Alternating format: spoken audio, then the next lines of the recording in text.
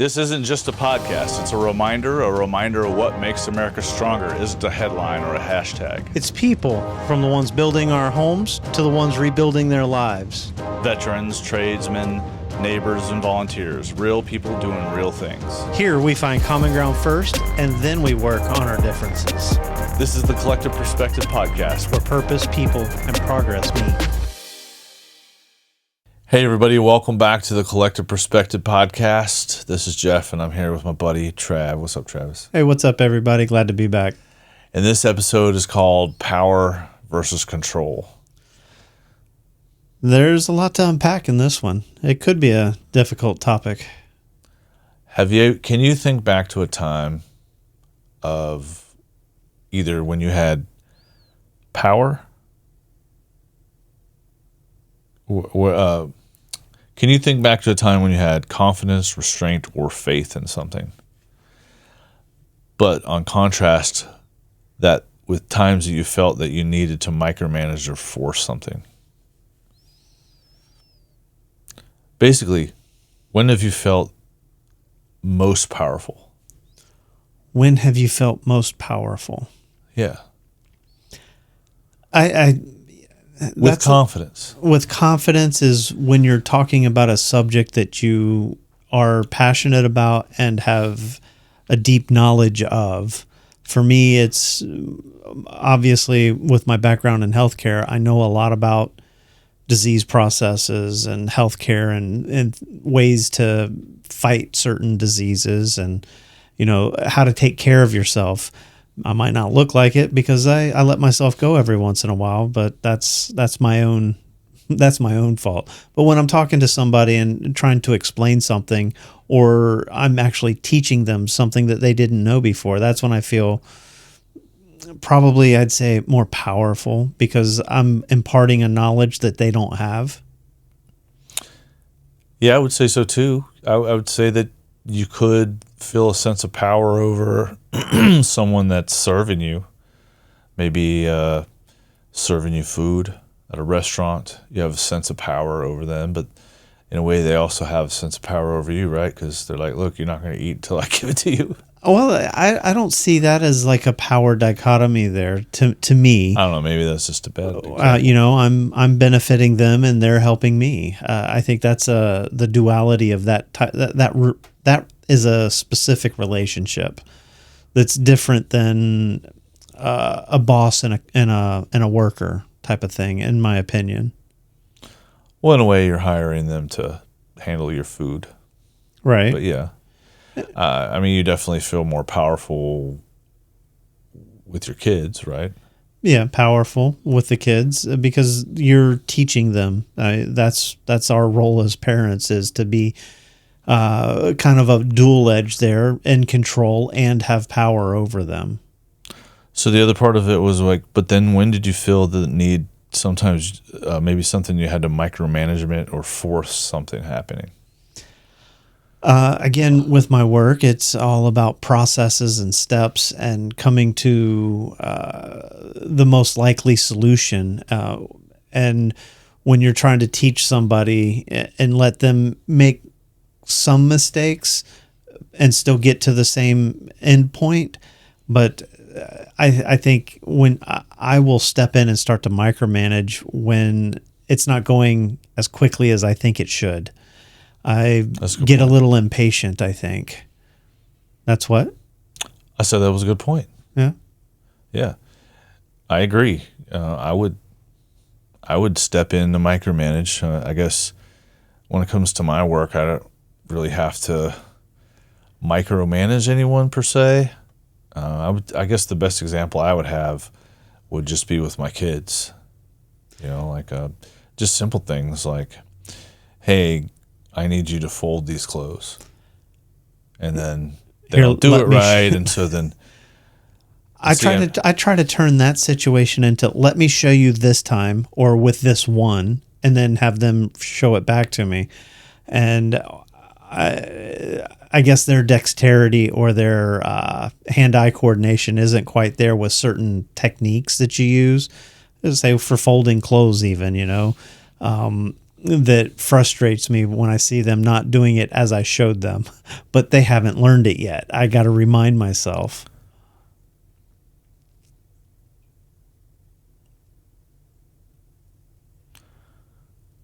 So, what would you say is the difference between personal power and personal control? Ooh, personal power and personal control.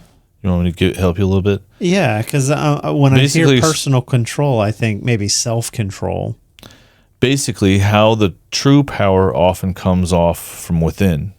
Calm under pressure, knowing your values, while control comes with fear or ego.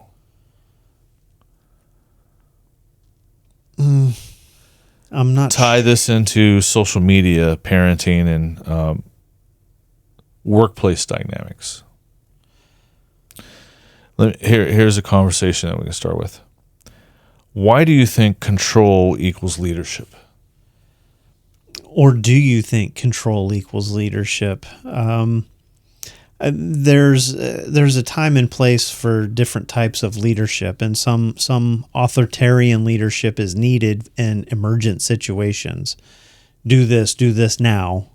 That's not a long-term strategy for, say, mental health in the workplace.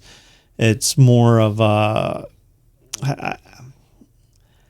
I think that's about the only time when control, for me in my line of work, would be leadership, is in those emergent times when there's a clear plan and a path, and there has to be somebody saying the steps of the process. So I'm a sound tech engineer for a church, and I have 2 teenage pupils now that are wanting to learn the trade, and I believe in hands-on. So it's like, here you go, you get to drive. I'm going to show you, and at points I'm going to step in and take over if you're falling behind in what I need you to do. But interesting thing is, my son said, wow, as I sat back and let that person control things, was you don't have to do anything now.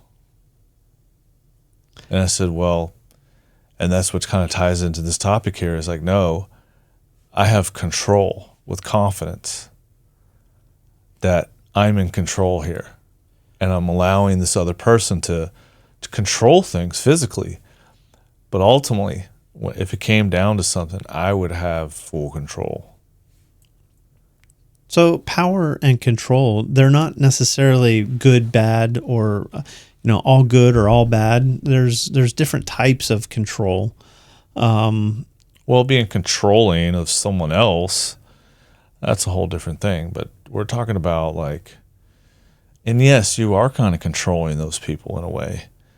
You are not controlling in a way that there's no benefit to either party. Well, one thing is you're teaching them something.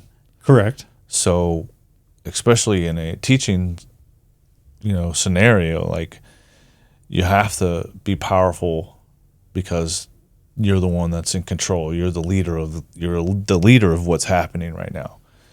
If something goes wrong, it's on you.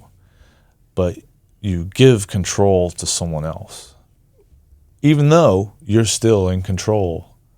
You can have a whole team of people, like your scenario, right? So you go out there and you teach them, this is how it should be done. Or maybe you step in occasionally and go, hey, I saw that you were doing this. You need to do it this way. You still have control, but you're giving, I don't know, man, it's just like a play on words, but you're actually giving them the control and the power of the situation, even though ultimately you have overall control and power. Right. And I think that's what I mean by they're not opposites of each other. Right. So when have I felt, there's another type of power as well, like when someone walks into a room and it's like all eyes on them immediately. They have this certain aura about them or presence, how they carry themselves confidently. So when that person walks in the room, that they have something important to say. Would that be more in line with the power, like the silent power, or is that Yeah, I would say so. okay? But it can be good or bad though, depending on how that person wields that power, right? Yeah, well, I mean, if we're talking about us, I would imagine that most of the power that we use is for good. We're not trying to hurt people, but yeah, there are people out there that would use it in a different way. Manipulative or fraudulently, if you will. Yeah, yeah. Without getting political, we're going to discuss how society tends to react to fear with control, new rules, censorship, regulations. How much of this is necessary? What happens when people don't trust one another? Can you think of any examples where we overcorrected as a society? Without getting political. Yeah, have fun with that. Overcorrected as a society.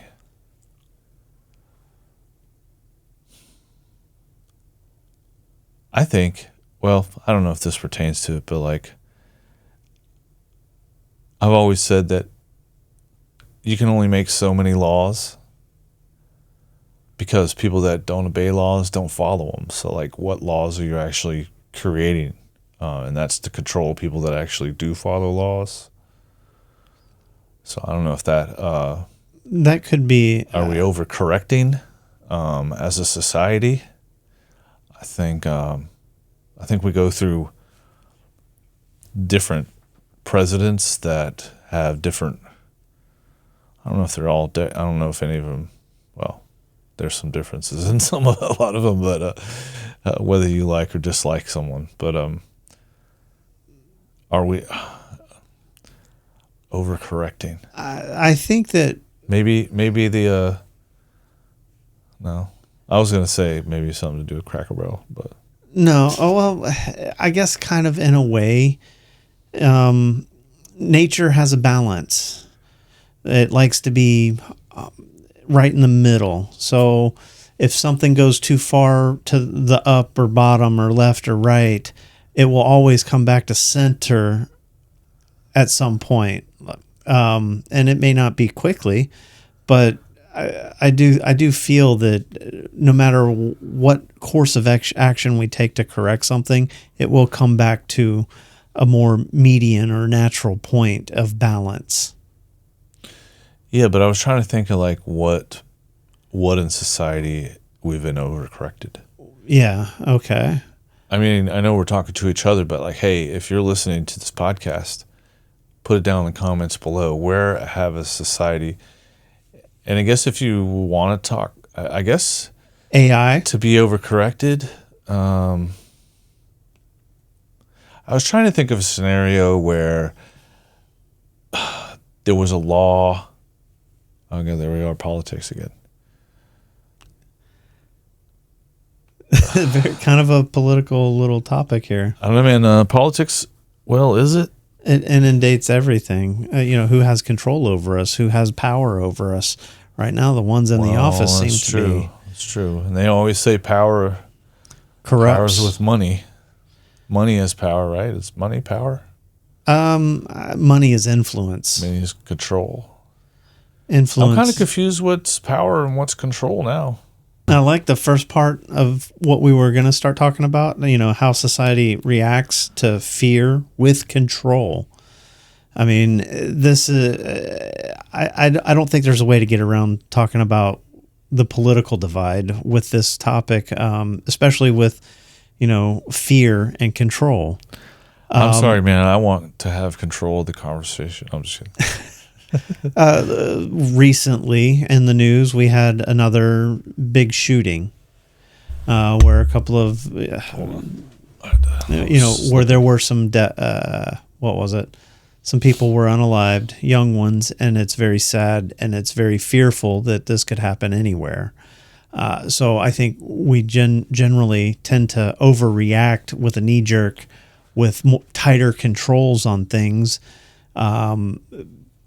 For instance, gun control, people want more tighter laws on that.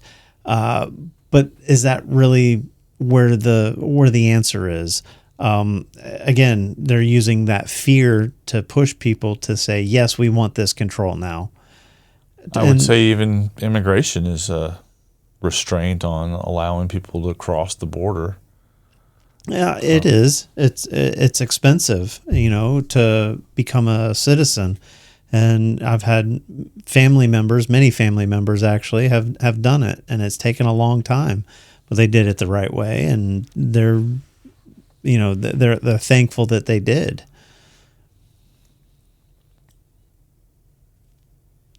But yeah, fear is used a lot to gain more control. Yeah, I'm glad you said that right there, because I believe, I don't know, have you ever had a boss, or, I don't know, I've had a previous boss before, without incriminating myself, that fear was his way of getting you to do something. So the way that he showed his power, I guess, was that, he was the leader, and he controlled by fear. And I would take it, the fear, because I was an assistant. So he would threaten, do all these, say all these things, and then I would go out there. And at first, I would go out there and put the same fear into other people. But then I started to realize, like, man, I don't want to be like this anymore. And this kind of goes back to our last episode, you are what you eat. So I was able to take what I was being fed, right? And then, but when I brought it to the attention of my subordinate, it was in a different way. And that was, I'm not going to try to control you with my power over fear. I said, hey, I'm getting really like hammered in there and threatened and all this kind of stuff. I really hate feeling this way. Could you help me out and just do this for me, please, today? I'll help you if there's anything I could do. Let's just like focus on getting this done today. Let's just do it together, okay? I don't need to threaten you. Right. And that made the world difference, because the person actually said, okay, let's do it. Versus like turning around, effing, blah, blah, blah, Mumbling under their breath. Why has it got to do this? And doing the task, but kind of, pardon my language, but half-assing the task and still not completing it to the proper standards. And that's kind of like where fear-mongering comes to. People in society, people on social media, they take fear as a sense of control. They don't have any power over someone, but they feel that they have to have the control, or they have a sense of control. Or maybe they just do it because they're a jerk. That's probably it too, but some of them want to have some type of control. They want to control you by causing fear, so you act this way or you think this particular way. Now, does that equate to trust, though? Having control over someone, does that mean you trust them, or that they have your trust? I think if you use your power correctly, then you'll gain trust and you'll have control. But if you try to manage someone or something by fear, it's just like even your dog. If I had a dog, your dog, if you just constantly treat that thing like it's scared of you, and it should be scared of you, and give it a reason to be scared of you, it's not going to trust you. No, it won't. I agree. A dog is like the simple, most beautiful thing in the world, man. Like if a dog loves you, I can almost say you're probably a good person. If that dog don't like you, man, I don't know. It's either you're a bad person or you're timid around them and they know it. Because dogs can sense that stuff. They can sense fear, dogs. Yeah, and I think they're a good judge of character most of the time. And cats, I don't know, man. Cats are out of control. I have passion for cats, but I just definitely cannot stand them. I would definitely like to neutralize the ones in my yard somehow. I always thought, like, man, wouldn't it be, back in Spain, man, where they had like glass at the top of the fences and stuff like that. Oh my Nothing God! was getting You know over what? it. I don't think I saw that the last time I was there. Really? They got rid of them? Yeah, because I went out on the town and I jog around the Shards cities of glass on top of the brick to keep people from jumping the fences. People or something. Zombies. Or something, right? I don't think cutting a zombie like that would help. Keeping the birds off the fence. Hey, Trav, have you ever had to release control to find peace? Yeah, I've got Besides your loins? That applies. Yeah, I guess. No. It was back when I was in San Diego. We were on a off-roading trip, and my car was still fairly new. I say new; it was already like 10 years old at that time.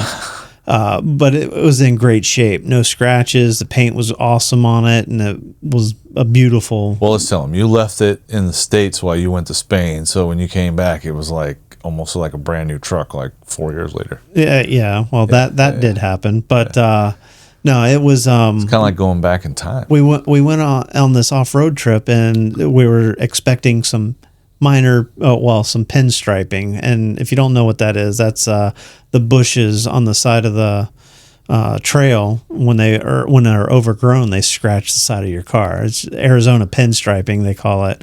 But I had my car all decked out, body protection on all of the paint so it wouldn't get scratched up. And then next thing you know, we're going down trails and the body paneling got ripped off. The protective paneling got ripped off. And at that point, I couldn't control that my car wasn't going to get scratched at this point. I just had to say, all right, it is what it is. And let's just move forward to get through the obstacle so everybody keeps moving. And after that, I was like, all right, it's just scratches. They come out, they buff out. And sure, they did. But yeah, you had to forfeit some control there just to find a little bit of peace and have a little more enjoyable time. I mean, it's kind of obvious that you didn't have to do that and your car wouldn't have got scratched. I brought it on myself, but that kind of stress and problem solving though is I think was a great experience for me in general. Well, it is a material thing. And nobody was going to die. I think maybe those are the things logically you're thinking in your head, right? Well, I'll still be able to drive out of here. That same trip, I almost wasn't able to drive out. I started sliding down the side of a mountain. Oh, wow. In the car. Losing control at that point. Literally. But no, we had to trust that the team that we had there would be able to get us out of that scenario, and sure enough, it was not a big issue. But it was pretty hairy because those desert mountains at the base of some of the arroyos over there are very soft sand. So when you get in an area where it's just starting to slip down the side of the mountain, the pucker factor gets pretty high. So it looks like true power looks like clarity, patience, and values, not necessarily control. Yes. I agree with that statement. Was there anything that you wanted to hold tighter? Or what do you want to let go of? Is there anything that you want to hold tighter to? Yeah, we just sent a kid off to college, and that's a big move, and it's. I was asking you how you felt about it, how you were coping with that. Were you emotionally upset? Did I get emotionally upset? Not really, because 18 years, it's eventually going to happen. And she's not the type of girl like at the end of 18 years, like, thank God she left. No. Even both of our kids, if they want to venture out, let them venture out. They're old enough, and we feel we've given them enough knowledge to tackle the world successfully. But yeah, you don't want to give it up though. It's that maybe it's more of a protection type of thing. She's my baby girl. He's my little boy. You know, you don't want to let them go that easy. But to cope with it, good communication with them. You know, honest, frank communication. My daughter, she texts me a good bit and lets me know what's going on. If she has any issues, she'll call me. Talk to her mom, same way. So, you know, I think we've done good there. And yes, it's letting go. I'm trying to step back and let her make her own mistakes, because mistakes are going to be made. Well, technology doesn't make it easier. I remember leaving the house and it just seemed like, see ya. I'd call every once in a while and write, you know, but these days you have your cell phone, your computer, your communication device like right in your hand, and it's easy to have longer distance relationships that you could still have somewhat sense of power. I mean, you'll always be powerful to your daughter in her eyes, but you are losing control of her. She's eventually going to have her own control, and you can't tell her, hey, you shouldn't do this. You can advise, you can say it all you want, but your power is gone at that point. Yeah. Maybe, you know, she finds a young man and they, you know, get married and stuff like that. You definitely lost control and power at that point, even though some parents still hold on to it, man. I mean, they try to, yeah. I think that's when it becomes intrusive, that power. Yeah. You know, just before you were talking about technology has made it easier for us. I'm still pretty tough on that. My dad doesn't text, but he likes to call. And just before this show, he called, and that's what he's the first thing he said, just calling to see if any of my kids are still alive, because he hadn't heard from me in a little bit. But you know, we get tied up in our own day to day that we forget those that aren't in our constant purview. We don't reach out to them like we should, even though we have them at our fingertips. So that's something that I got to do better.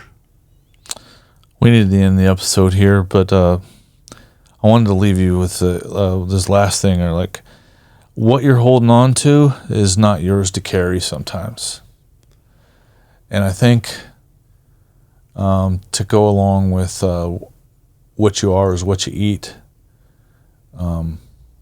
What you tolerate is a different thing too.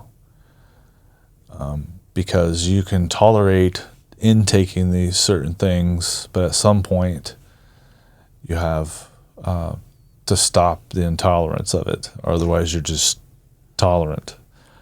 But then tolerance is also a control factor, right? Tolerance is having power too, because you can have the power to restrain, to tolerate something that you don't like. And so in the next episode, we're going to talk about the paradox of tolerance. And it's going to be an interesting one. So just know that we want to know if you've been listening. So if you can comment down below and say chicken and bananas. No.